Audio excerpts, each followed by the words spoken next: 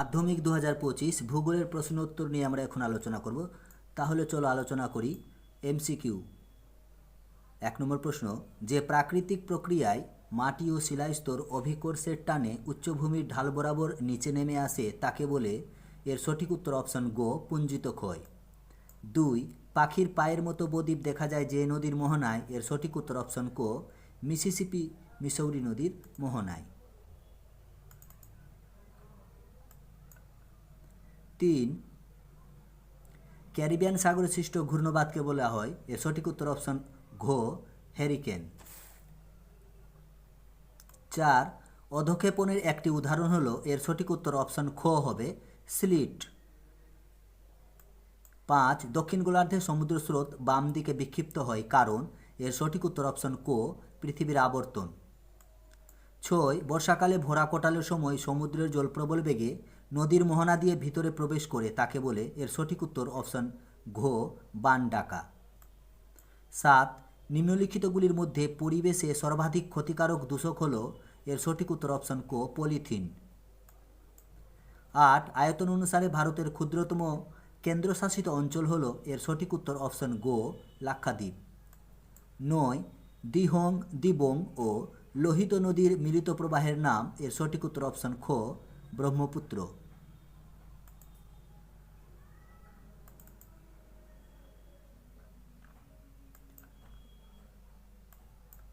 10, হিমালয়ের একটি সরলবর্গীয় উদ্ভিদ হল? এর সঠিক উত্তর অপশন ঘ, পাইন। 11, নিম্নলিখিতগুলির মধ্যে মিলেট শস্য চিহ্নিত করো? মিলেট শস্য হবে? এর সঠিক উত্তর অপশন ক, রাগি। 12, ভারতের প্রথম কাপড়ের কল স্থাপিত হয়? এর সঠিক উত্তর অপশন গ, ঘুষুরিতে।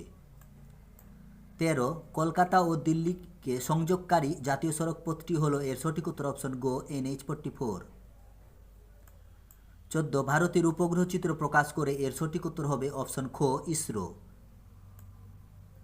বিভাগ গ, শুদ্ধ অশুদ্ধ।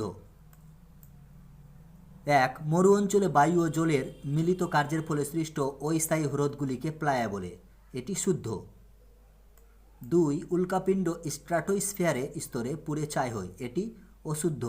উল্কাপিণ্ড মেসোস্ফিয়ার স্তরে পুড়ে ছাই হয়, তাই এটি অশুদ্ধ।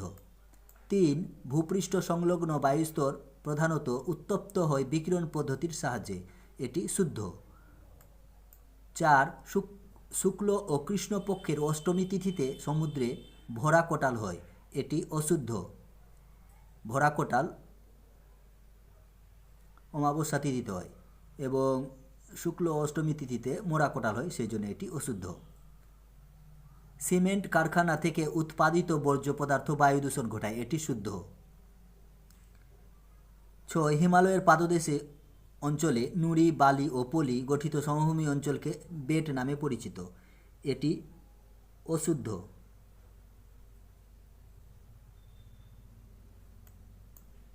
7, ভূবৈচিত্র্যসূচক মানচিত্রে ভূমিভাগের দূরত্ব ও মানচিত্রের দূরত্বের অনুপাত স্কেলের দ্বারা নির্দেশ করা হয়? এটি শুদ্ধ।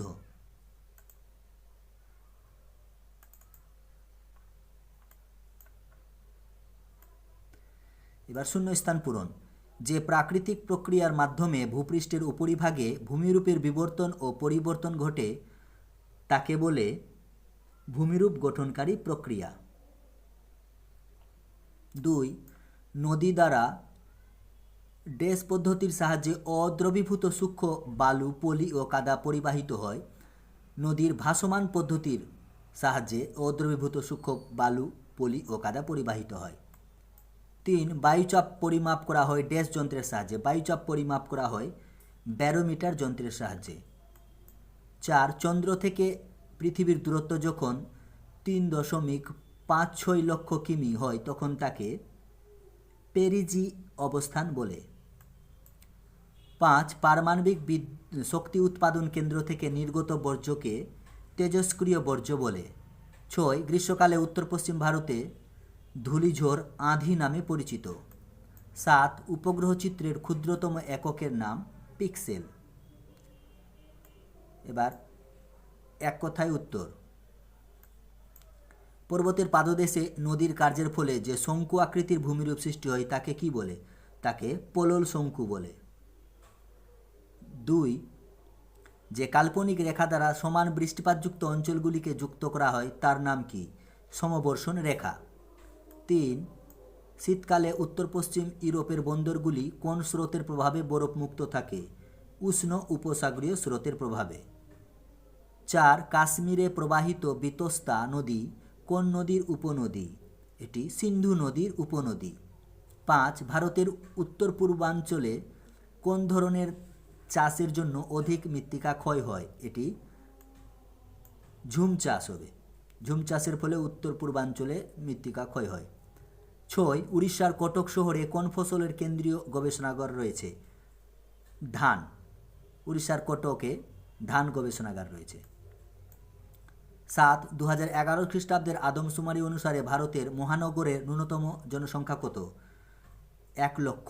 1 লক্ষ জনসংখ্যা হলে তাকে ভারতের মহানগর বলা হয়, ন্যূনতম জনসংখ্যা। 8. ভূবৈচিত্র্যসূচক মানচিত্রে প্রদত্ত RF যখন 1:50,000 তখন এর মেট্রিক স্কেল কত? তখন এর মেট্রিক স্কেল হবে 1 সেমিতে 0.5 কিমি বা হাফ কিমি। বাম ডান মেলাও। ভিলাই। ভিলাইয়ের সঙ্গে হবে 3 লৌহ ইস্পাত শিল্প। লাদাখ। লাদাখের সঙ্গে হবে 4 খারদুংলা। রাজস্থানের সঙ্গে হবে 1 লুনি নদী। কান্ডালার সঙ্গে হবে 2 বরফ করমুক্ত বন্দর। কান্ডালার সঙ্গে হবে করমুক্ত বন্দর।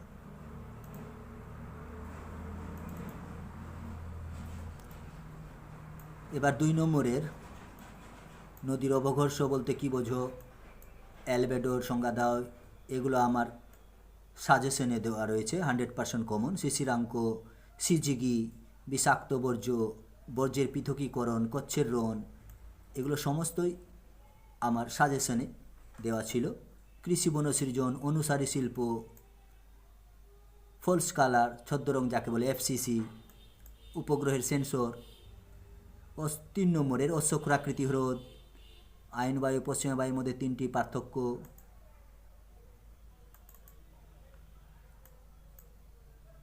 বর্জ্য ব্যবস্থাপনার বিভিন্ন পদ্ধতি, এগুলো সাজেশনে ছিল। ভাগীরথী হুগলি নদীর উপর বর্জ্যের প্রভাব, এটিও সাজেশনে ছিল। ভারতের জলবায়ুর উপর ক্রান্তীয় ঘূর্ণপাত ও পশ্চিমী ঝঞ্ঝার প্রভাব। পাঞ্জাব হরিয়ানার কৃষির উন্নতির কারণ, এটাও কমন কোশ্চেন। উপগ্রহ চিত্রের 3টি বৈশিষ্ট্য, কমন কোশ্চেন। ভূবৈচিত্র্যসূচক মানচিত্রের 3টি প্রধান সুবিধা, এটি কমন কোশ্চেন। এটি দৃষ্টিহীনদের করতে হবে, এটা আমাদের করতে হবে না। এবার ভারতের রেখা মানচিত্রে নিম্নলিখিত বিষয়গুলি উপযুক্ত প্রতীক ও চিহ্ন সহ চিহ্নিত করো। সাতপুরা পর্বত, মহানদী, কোলেরু হ্রদ, সর্বাধিক বৃষ্টিপাতযুক্ত অঞ্চল, দক্ষিণ ভারতের একটি ল্যাটেরাইট মৃত্তিকা অঞ্চল, পূর্ব ভারতের একটি ম্যানগ্রোভ অরণ্য অঞ্চল, উত্তর ভারতের একটি ইক্ষু উৎপাদক অঞ্চল, পূর্ব ভারতের একটি ভারী ইঞ্জিনিয়ারিং শিল্পকেন্দ্র, নভসেবা, চণ্ডীগড়। এখানে 10টি ম্যাপ পয়েন্টিং, 10টি কমন রয়েছে। চলো আমরা তাহলে এখন ম্যাপ পয়েন্টিংগুলো দেখে নিই।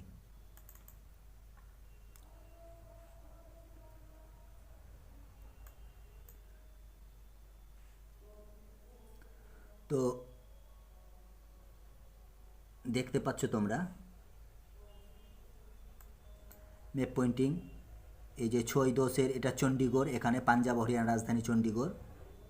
তারপরে 6-7-এর এই যে ইক্ষু উৎপাদক অঞ্চল, উত্তরপ্রদেশের এই জায়গাটা আখ ভালো হয়, সেই জন্য এটা দেখাতে হবে, ইক্ষু উৎপাদক অঞ্চল।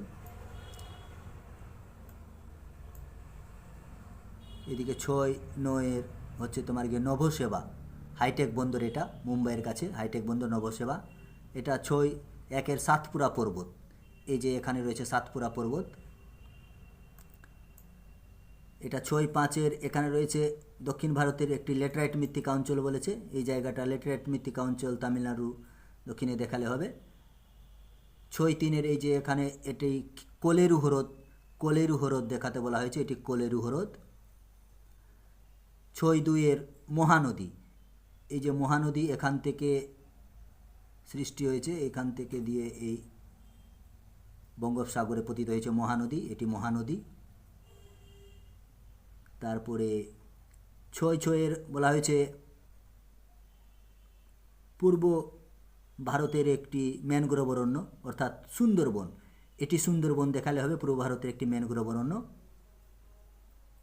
তারপরে পূর্ব ভারতের একটি ভারী ইঞ্জিনিয়ারিং শিল্পকেন্দ্র, পূর্ব ভারতের একটি ভারী ইঞ্জিনিয়ারিং শিল্পকেন্দ্র, এই যে এখানে চিত্তরঞ্জন বা দুর্গাপুর দেখাতে পারো বা জামশেদপুর।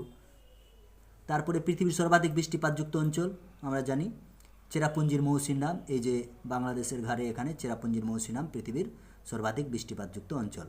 তাহলে 10টি ম্যাপ পয়েন্টিং কমন এবং সহজ ম্যাপ পয়েন্টিং এসছে।